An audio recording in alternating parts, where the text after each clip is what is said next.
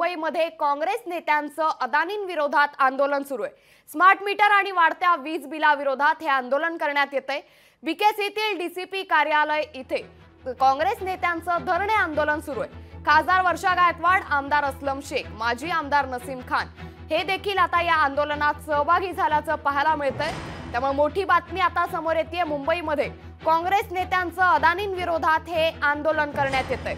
Smart meter आणि वाढत्या वीज बिलाविरोधात हे आंदोलन पुकारण्यात आले।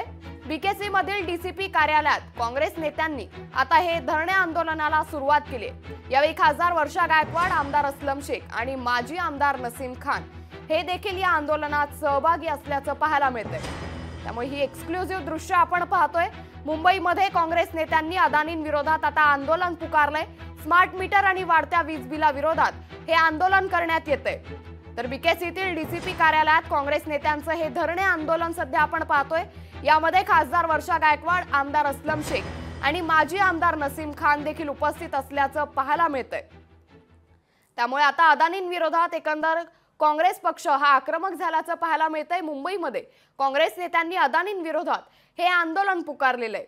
स्मार्ट मीटर आणि वाढत्या वीज बिलाविरोधात आता काँग्रेसनं अदानींविरोधात हे आंदोलन पुकारलंय। बीकेसी मधील डीसीपी कार्यालयात काँग्रेस नेत्यांनी हे धरणे आंदोलनाला सुरुवात केली आहे।